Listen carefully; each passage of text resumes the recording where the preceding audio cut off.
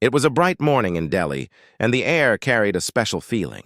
People across the country were celebrating the birthday of Prime Minister Narendra Modi. Streets were decorated with flowers, children held small flags in their hands, and elderly people whispered blessings for his long life. Yet behind all the colors and songs, there was a quiet anticipation, because this birthday was not only about celebration. Something unexpected was about to happen. Something that would carry a message far beyond India's borders.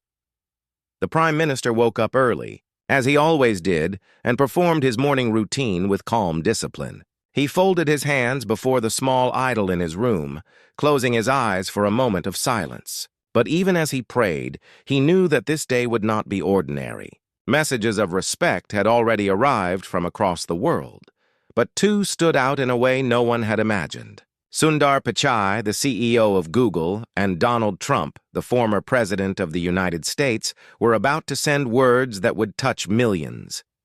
The first hours of the day passed with warmth. Citizens visited temples, families shared sweets, and television channels filled their screens with images of Modi greeting children.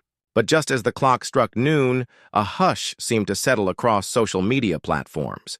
Reporters spoke in low voices, announcing that Sundar Pichai had released a message. Millions rushed to read it, curious to know what the quiet leader of technology had to say about a man whose journey began from selling tea on railway platforms. Pichai's words were simple, yet powerful. He wrote about respect, humility, and resilience. He spoke of his own childhood in India, how he remembered narrow lanes, crowded classrooms, and the struggles of ordinary families. He explained that when he looked at Modi's journey, he saw not only the story of one man, but the story of every person who refused to give up. Respect is not about power, he wrote. It is about the way you treat people when you have power. These words struck deeply, and people began sharing them with tears in their eyes. But the day was not done. As evening approached, another wave of surprise crossed the globe. Donald Trump, a man known for his strong words and sharp tone, shared a message that no one expected. He spoke of kindness. He admitted that leadership is not only about strength or control, but also about patience, humility, and understanding the value of listening. He wrote that watching Modi rise from humble beginnings reminded him that the world respects not just wealth, but the courage to stay true to one's roots. It was a softer side of Trump that many had never seen. When these two voices, one from the world of technology and the other from the world of politics, came together on Modi's birthday, people felt something rare. It was as if respect itself had taken form. Families sat together reading the words. Students shared them with their friends, and workers in crowded trains smiled at their phones. The messages were not just about one leader's birthday. They were about humanity, reminding people that true power is in kindness, not in domination. Still, behind the celebration, there was a sense of suspense. What would Modi himself say in response? Would he remain quiet, as he sometimes did, letting the moment speak for itself? Or would he step forward and add his own voice to the unexpected harmony created by Pichai and Trump? The night carried a strange calm, as if the world was waiting for an answer that could tie all the emotions together. And in that silence, in that expectation, began the deeper journey of this story. A journey filled with conflict, humility, and surprising turns that no one could have predicted. The night of Modi's birthday grew more emotional as the streets of Delhi glowed with countless lamps. People lit diyas not only in temples but also on their balconies and doorsteps. They felt it was not only a birthday celebration but also a moment of unity. Yet in the midst of joy there was also tension. News reporters kept repeating the same question on every channel. How would Modi respond to the kind words of Sundar Pichai and Donald Trump? Modi sat quietly in his room away from the cameras. A small diary lay open on his desk, where he sometimes wrote his thoughts late at night. He had read Pichai's message carefully, underlining the words about respect and humility. He had also read Trump's message twice, surprised by its tone of kindness. For a leader who had faced both admiration and criticism, seeing such messages from two completely different figures stirred something deep in his heart. But inside him, there was also conflict. He thought about his childhood, when respect was not easily given to a boy selling tea at a railway station. He remembered the harsh faces of people who looked down on his family. He remembered the nights of hunger, when resilience was not a choice but a necessity. The messages of Pichai and Trump reminded him of those days, but they also raised a question. What does it mean to carry respect in a world that is often divided by wealth, politics, and power? Outside, in the city, students gathered in parks and streets, holding posters with quotes from Pichai's message. Respect is not about power, the posters read, written in big, bold letters. Across the ocean, in New York, people discussed Trump's message in cafes, surprised at his softer tone. Social media turned into a river of kindness. But like every river, it carried both clarity and doubt. Some wondered if these words were sincere. Others argued that perhaps kindness was finally beginning to show in unexpected places. As the hours passed, pressure began to grow. Journalists waited outside the Prime Minister's residence. Microphones were ready. International channels set their cameras in place. They all expected Modi to give a speech, but instead he chose silence. He knew words have power, but he also knew silence can speak louder than speeches. Still, the suspense became heavy and people started to whisper. Would he let this rare harmony fade without a response? Then something unexpected happened. At midnight, a group of children knocked on the gates of his residence. They carried small handmade cards decorated with crayons and simple drawings. One child, no older than 10, had written on his card, "Dear Modi Uncle, we also respect you because you remind us never to give up." When the Prime Minister saw the children, he stepped outside and knelt down to meet them. He smiled gently and touched their cards with care.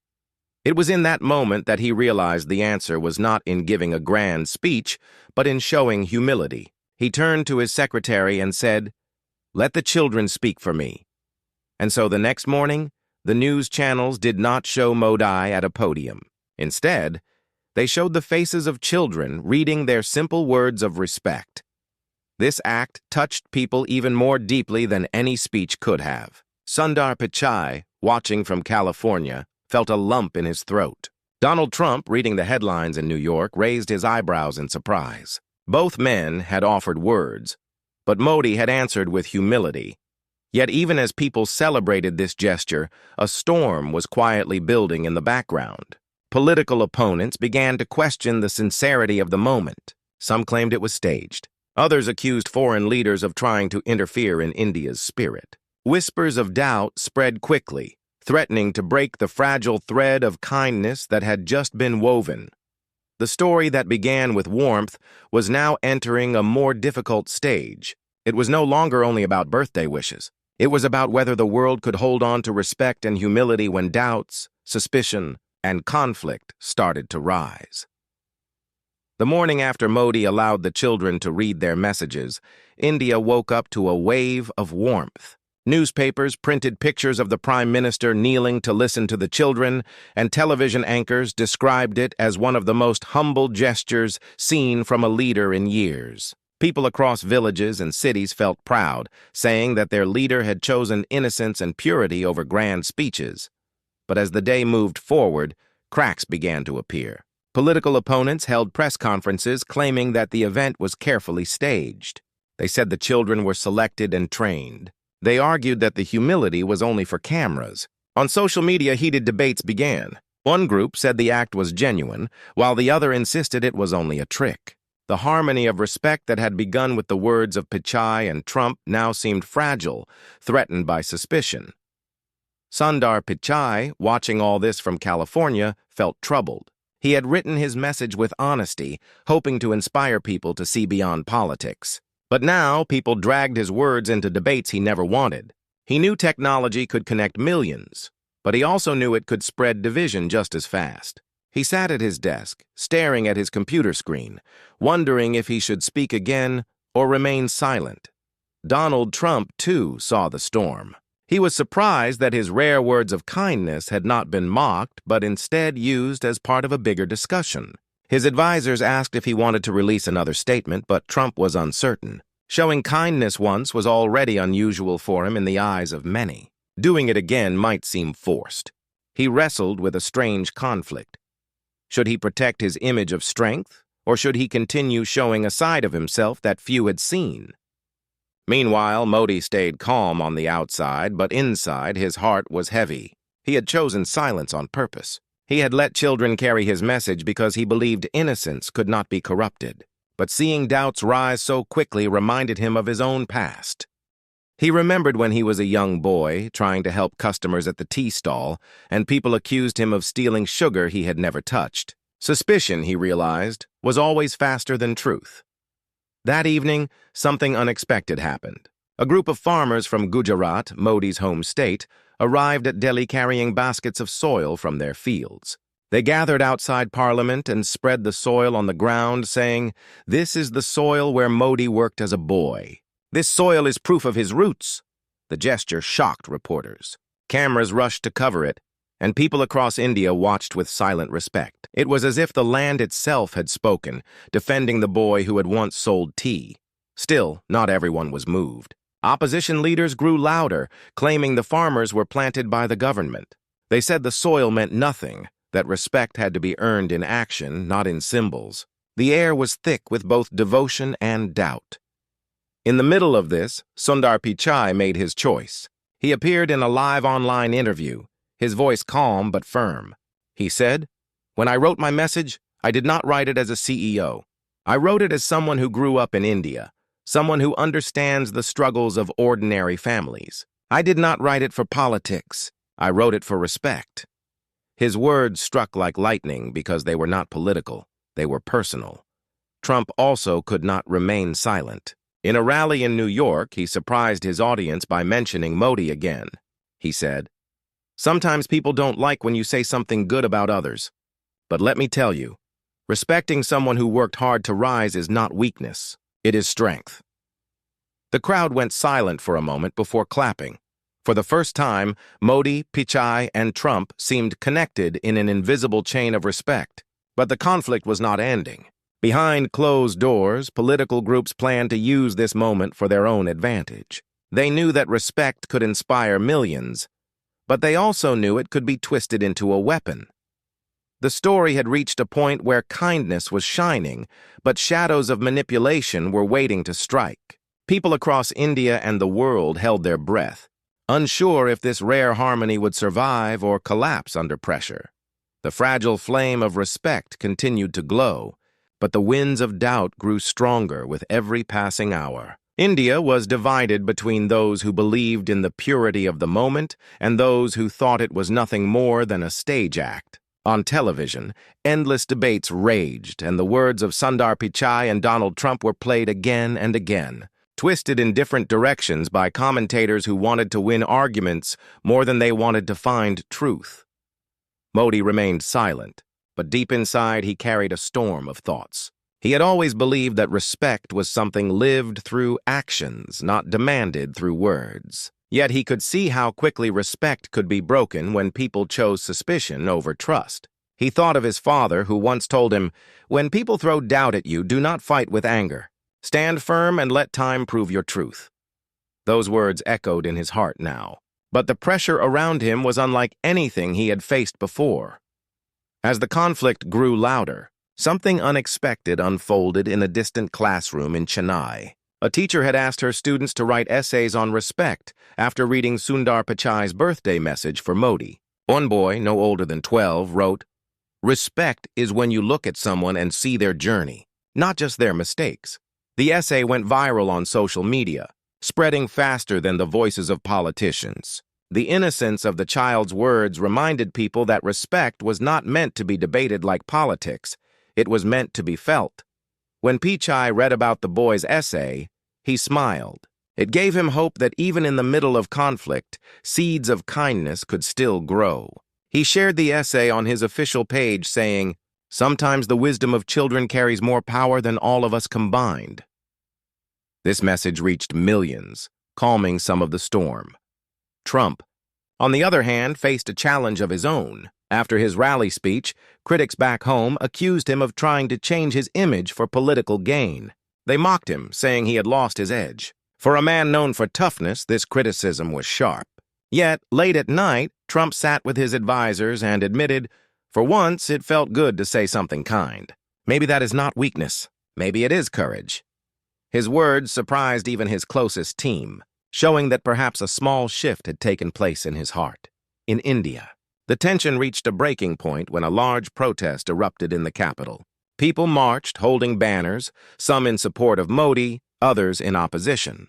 The crowd was divided, chanting both respect and doubt in the same streets. The police tried to control the situation, but emotions were high. It felt as if the country stood on a thin line, ready to fall either into unity or into chaos. It was during this chaos that Modi finally decided to act. But instead of calling for a press conference or delivering a grand speech, he chose a different path. He invited a group of ordinary citizens to his home: farmers, workers, students, and teachers. There were no cameras, no reporters, only people who lived simple lives. He sat among them at a plain wooden table and asked, "What does respect mean to you?" The answers were raw and honest. A farmer said respect meant paying fair prices for crops. A student said respect meant being heard, even when young. A worker said respect meant dignity in every job, big or small. Modi listened silently, his heart heavy with their words. He realized that true respect was not in messages from leaders, but in the lives of ordinary people who lived quietly and struggled daily. The next day, he released a short message to the nation. He did not mention Pichai or Trump directly. He did not speak of politics. He simply said, "On my birthday, I was reminded that respect is not something given to me. It is something I must continue to earn every single day through service." These words were brief, but they carried weight. They spread across India like calm rain after a storm, touching the hearts of many who had grown tired of debates. Yet, not everyone was satisfied. Some still shouted that it was not enough, that the conflicts of power and politics could not be washed away with gentle words. And in those dark corners, whispers of a larger plan began to grow, plans to turn this moment of respect into a battlefield of influence. The calm created by Modi's short message lasted only a few days. For a moment, people felt peace, believing the debate was finally ending. Families repeated his words at dinner tables, and teachers used them as lessons in classrooms. But beneath the surface, the storm that had been paused was slowly gathering again. Powerful voices were not ready to let the moment rest. Political rivals began spreading new doubts. They argued that Sundar Pichai's message had been carefully coordinated, that it was part of a global image campaign. They claimed Trump's kindness was not genuine but part of his own personal strategy. Social media turned restless once more, with hashtags questioning every gesture. Respect, which had felt so close, suddenly looked fragile again. Modi read these doubts each night before sleeping.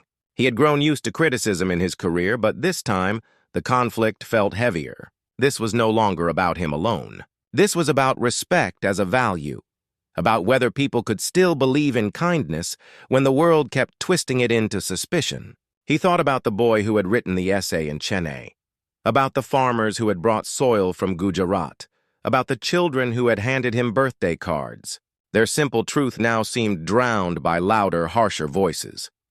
In California, Sundar Pichai felt the same weight. He sat in his office late at night, lights dim, thinking about his message. He had spoken from the heart, but now he saw how even sincerity could be questioned in a divided world. He wondered if he had done the right thing by speaking at all. He remembered his own mother's words from childhood. Do the right thing, even if no one believes it at first. Those words gave him strength, but the doubt still burned quietly inside him. Donald Trump, too, was restless. He had surprised the world with his kind words, but instead of praise, he faced mockery from many of his critics. They laughed at his softer tone, saying it was not real. Trump was not a man who enjoyed being doubted. For years, he had built an image of strength, and now showing kindness felt like opening a door that many wanted to slam shut. Yet deep down, he felt something unusual, an urge to defend the sincerity of his message, even if it meant facing ridicule. While leaders struggled with their own storms, the people in India were experiencing their own journey. In small villages, families still shared the story of Modi kneeling before children. In crowded cities, workers still spoke about the soil carried by farmers. And in schools, children still repeated the boy's essay about respect. For ordinary people, the moment was not lost, it was alive. But they worried if the noise of politics would erase it. One evening, an unexpected twist took place. An old man from a small village in Gujarat, who had once known Modi's father, wrote a letter. In the letter, he described how Modi's father used to sweep the floor of a small tea stall and how he always greeted every customer with folded hands, no matter how rich or poor they were. Respect, the old man wrote, was in his blood long before politics. He learned it from his father. The letter spread quickly across the country. It was not a political statement, not a public speech, just a memory shared by someone who had seen the past. People who read it felt tears well up in their eyes. It reminded them that respect is not built in palaces or parliaments. It begins in small acts of humility. The letter reached Pichai and Trump as well. Pichai, reading it, felt his heart soften. He realized that his own childhood lessons were not so different. Trump, reading it in his office, leaned back in his chair and muttered to himself, "Maybe this is why people respect him." For the first time, both men felt deeply connected not just to Modi, but to the idea that humility itself could unite people beyond borders. But as this simple letter spread hope, powerful groups grew restless. They feared that the wave of respect could turn into strength for their rivals. Secret meetings were held, plans whispered in closed rooms. Some wanted to push stronger attacks, some wanted to silence voices of kindness, and others wanted to turn the global attention back toward conflict. The world was watching closely. A birthday that had started with warm words was now carrying the weight of politics, doubt, and fragile hope. It was no longer just a personal celebration. It had become a mirror, showing whether humanity could hold on to kindness in a time when suspicion was easier.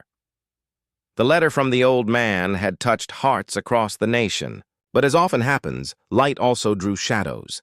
Within days, news channels began questioning the letter. Some anchors asked if the old man was real, others hinted it was a story created to build sympathy. The same voices that doubted the children and the farmers now turned toward this fragile piece of truth. What had started as a celebration of respect was once again caught in the net of suspicion. Modi remained calm in public, but alone in his study, he felt the heaviness of the moment. He thought of his father, whose hands were rough from work, whose back was bent from carrying burdens, yet who never let his dignity break. To see those memories questioned hurt him more than any political attack. He whispered to himself, "Respect must not be defended with anger. It must be shown with patience." Still, patience was not easy when the world doubted the very roots of your life. In California, Sundar Pichai felt restless. He had built his life on technology, on logic and solutions, but he now realized that respect and kindness were not problems to be solved. They were truths to be lived. He thought of writing again, but he feared more words might only feed more debates. Yet when he saw the attacks on the old man's letter, he felt a deep sense of duty. Late one night, he wrote a message. "I grew up in India, and I know how memories shape us. No one can fake the lessons of humility taught by parents. They live in every decision we make." The message spread quietly, but to many, it felt like a shield protecting the letter's truth. Donald Trump also faced his own storm. After his earlier kind words, his opponents mocked him even more, calling him inconsistent. Some said his message for Modi had been a mistake, a weakness. But when Trump saw the story of the old man being attacked, something stirred inside him. In a television interview, he spoke directly, "People doubt kindness because they are not used to it. But sometimes respect is stronger than power. I know many don't expect me to say this, but I mean it." The statement shocked his critics and left his supporters divided. But it also showed that his earlier kindness was not an accident. It was a choice. Meanwhile, in India, ordinary people refused to let the letter be drowned by doubt. Villagers recorded videos, reading the letter aloud in their own voices. Students drew pictures of a father sweeping a tea stall with quiet dignity. Workers shared their own stories of parents who had lived humbly but taught them respect. Slowly, truth began to spread not through politicians or leaders, but through the voices of common people. Seeing this, Modi made another quiet decision. He invited the old man to Delhi, not for cameras, but for a private meeting. When they met, Modi held the man's hand tightly and said, "Your letter reminded me of my father's strength." "Thank you." No cameras recorded the moment. No reporters were allowed inside. But word of the meeting still leaked and people spoke of it with warmth. Yet, as respect grew stronger, those who thrived on division became desperate. Whispers spread of an organized campaign to discredit not just the old man, but also the global voices of Pichai and Trump. Documents were leaked, fake stories written, and false videos circulated online. Once again, the fragile flame of kindness was surrounded by winds of doubt.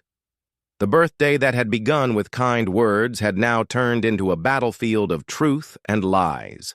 The world was watching, wondering if the voices of respect could survive this storm, or if suspicion would finally tear them apart. The storm of lies spread quickly. Fake articles filled the internet, edited videos showed twisted versions of events, and loud voices on television argued that respect was only a tool of politics. It seemed as if the flame of kindness, which had shone so brightly, was about to be smothered completely. Many people began to lose hope, believing that truth could not survive in a world where doubt spread faster than light. But in the silence of his home, Modi remained steady. He thought again of his father's lessons, of the long nights when they had nothing to eat but still greeted neighbors with a smile. He realized that no speech, no defense, no argument would defeat the storm. Only actions could. Respect had to be lived, not shouted. The next morning, without informing the press, Modi traveled quietly to a small village in Uttar Pradesh that had suffered from floods. People there had lost their homes, their crops, and their sense of security. He walked barefoot through the mud, sat with families who had lost everything, and ate a simple meal of rice with them on the ground.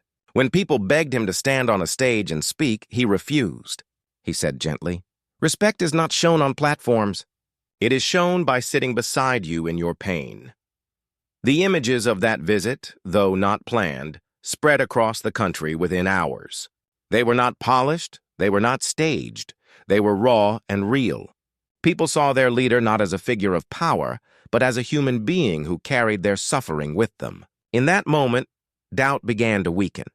In California, Sundar Pichai watched the videos with tears in his eyes. He remembered his own childhood in India, when his family could not always afford luxuries, and yet his parents always reminded him to treat every person with dignity. He realized Modi's actions carried the same lesson his parents had taught him. Humility is the truest form of respect. Donald Trump also saw the images. For a long moment, he said nothing. Then, in a quiet voice to one of his aides, he admitted, "This is why respect is powerful. It cannot be faked when it comes from the heart." It was a rare moment of reflection from a man who was usually quick to speak. Soon, ordinary people across India and beyond began to act on their own. Students visited old-age homes with flowers. Farmers shared food with workers from nearby towns. Children wrote cards to their teachers thanking them for their guidance. It was as if the spark of kindness, which had begun with a birthday message, had now spread into countless lives. The voices of suspicion did not disappear, but they grew weaker. Truth had found strength not in arguments, but in humility. Respect had survived the storm because it was carried not only by leaders, but also by ordinary hearts. On the final night of his birthday week, Modi wrote a short note in his diary. It read, "Respect is not mine to keep. It belongs to every hand that serves, every heart that stays humble, and every voice that speaks with kindness." He closed the diary and folded his hands in silent prayer. The story that had begun with birthday wishes from Sundar Pichai and Donald Trump had grown into something larger than anyone imagined. It had become a reminder for the world that kindness is not weakness, humility is not silence, and respect is not power. It is humanity.